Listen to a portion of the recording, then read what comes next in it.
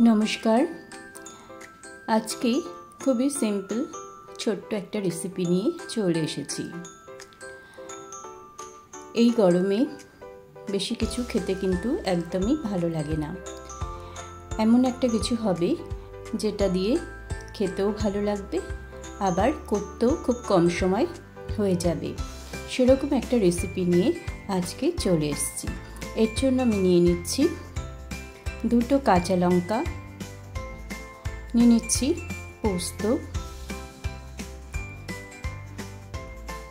আর নিয়ে নেব সাদা তিল। যতটা পোস্ত নিয়েছি ততটাই সাদা তিল নেব।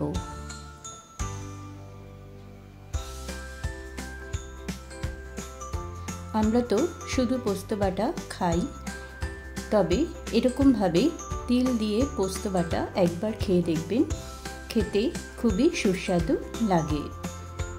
আর নিয়েছি দুটো পেঁয়াজ কুচি। গ্যাসে কড়াই বসিয়ে দিয়ে দিয়েছি সর্ষের তেল।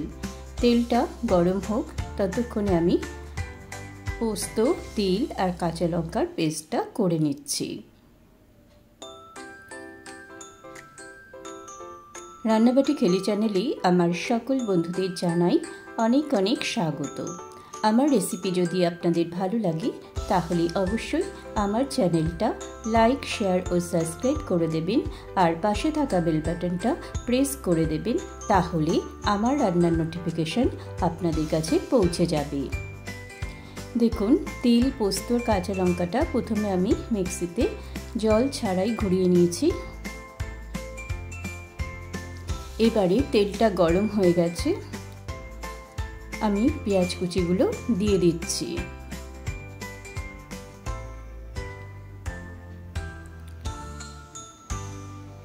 পেঁয়াজটা একটু ভেজে নেব, খুব কড়া লাল করে ভেজে নেওয়ার দরকার নেই।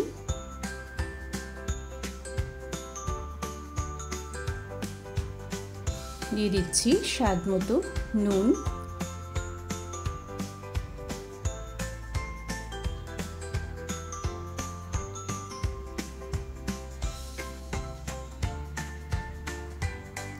দেখুন এখন আমি জল দিয়ে বেটে নিয়ে এসেছি। এবারে পেস্টটা দিয়ে দিলাম। মিক্সির বাটিটা ধুয়ে সামান্য একটু জলও দিয়ে দিলাম।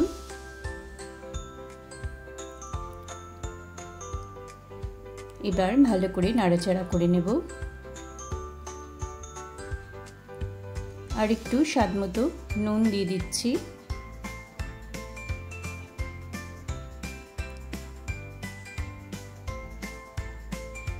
এইভাবে নাড়াচাড়া করে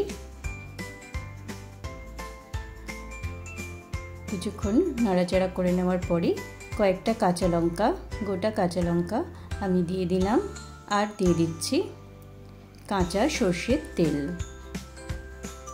এই রান্নাটা কিন্তু সর্ষের তেলেই করতে হবে। গরম ভাতের সঙ্গে এরকম বাটা খেতে কিন্তু ভীষণই ভালো লাগবে।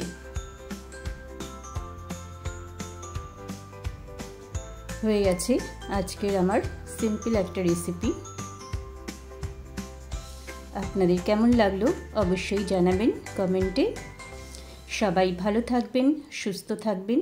আবার দেখা হবে নতুন কোনো রেসিপির সাথে। নমস্কার।